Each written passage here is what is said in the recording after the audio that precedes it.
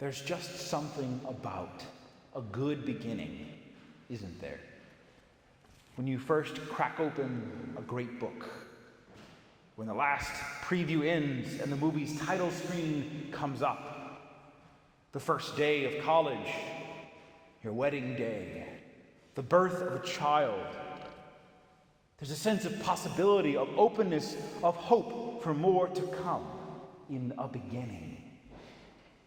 I think perhaps it's one reason people love Christmas so much.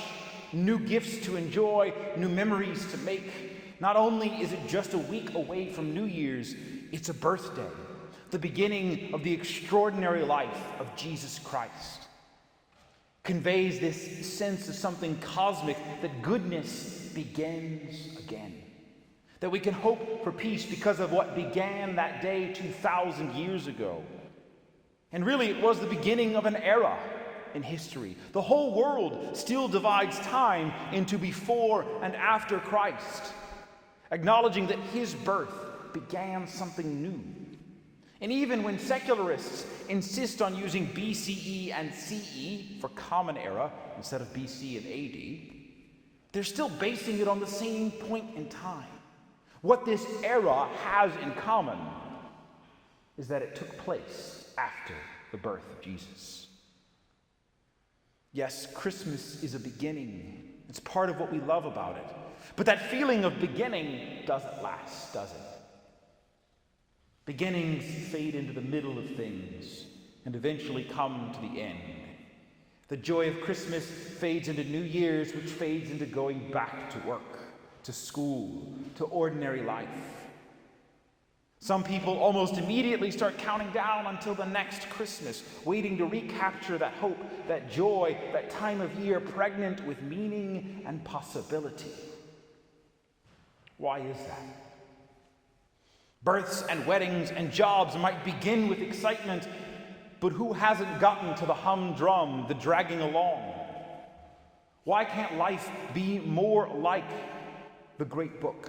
The wonderful movie that pulls you in right at the beginning, holds you tight, brings you up, down, and sideways before coming to an ending partly expected, partly surprising, and wholly satisfying.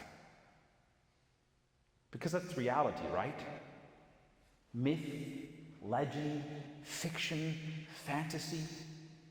These condense the boring, gloss over the tedious, and keep us on the highlights. Life just can't be like that. It's true. Well, it's partly true. Myth and legend are rooted in history. There's a reason the word history contains the word story. The Lord knows Christmas has its fair share of extra myths and legends attached to it, hinting at something of what we're after in this celebration. Still, boredom is a part of life. But life is, or should be, part of a greater story. One that can satisfy in a way no mere myth could hope, if we're paying attention to it. That's what brings us here, right?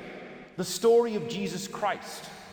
No serious historian denies that Jesus really existed. But how much of that story is real? That story that fundamentally reshaped how we view the world, how we count time, how we structure society. How much of the beginning of that story, or the rest of it, is really just myth and legend trying to inject excitement into something that is perhaps a little boring on its own? No doubt, there are many myths and legends around Jesus Christ, from birth to death and beyond, but the truth is stranger than fiction. You often hear the slogan, "Keep Christ in Christmas."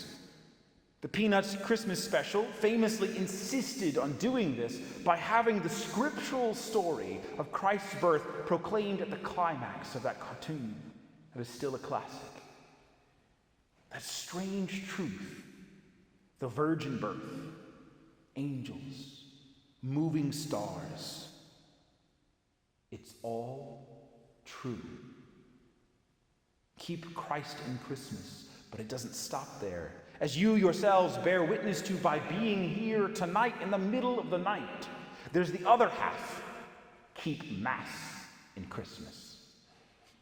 At the heart of this beginning, this story of Jesus Christ, is myth made real. Jesus is not some astounding guru, some inspired rabbi, some brilliant philosopher. Jesus is God. If he is not, we are wasting our time and should be sleeping. Our Savior is not just a great man, but God made man, Emmanuel, divinity married to humanity. This beginning is not the beginning of a movement, a philosophy, a moral code. It is the beginning of a relationship between God and his people made possible because he became one of us as a tiny child. The virgin birth? True. The angels singing? True. Miracles of healing, walking on water, raising the dead, multiplying food, and finally the resurrection? All true. These are true, or I deserve death for so badly misleading so many. And I pray that I have the courage to choose death rather than deny any of it, because it's all true. And the best part, the birth of Jesus, the myth made real of Christmas, is the beginning of a story that still goes on, a story to which we all belong. Better than the latest Spider-Man, better than the Lord of the Rings, better than all of the greatest stories, we are in this story even now. And if we know how to see it, the essence of that excitement, the deepest part of that hope that we find in every beginning is still there. Accessible, able to be fulfilled in a narrative and ending that surpasses our wildest hopes. God became man to make us like God. Do not let this beginning go to waste. The decorations will come down, not too soon.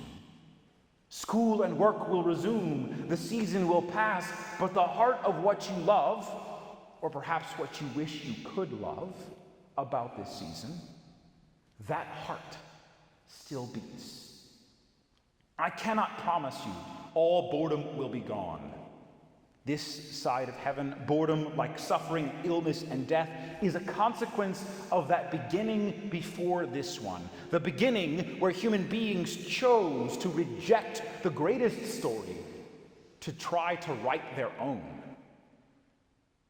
We have been writing that tragedy ever since.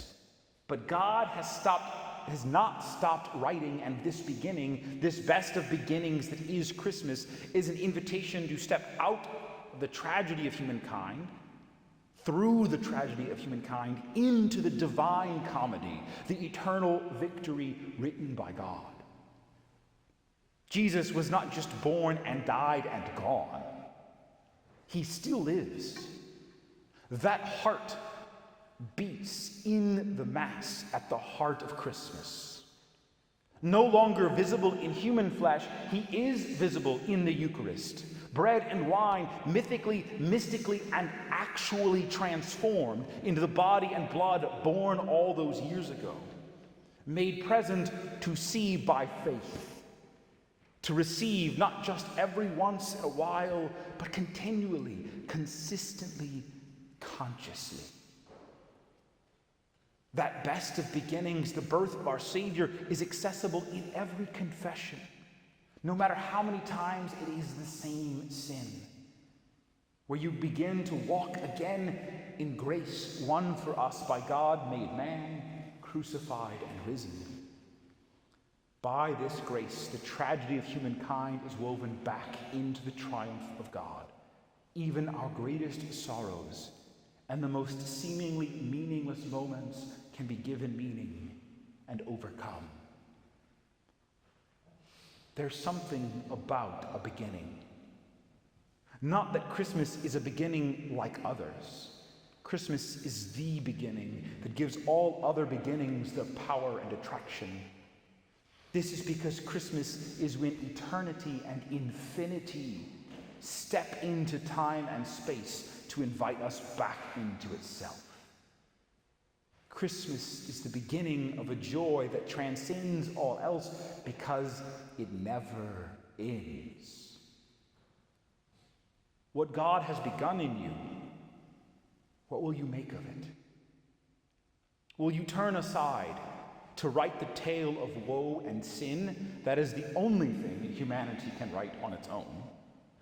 Or will you stay to the story, become part of that legend of love that is not only inspiring, uplifting, and heartwarming, it is true?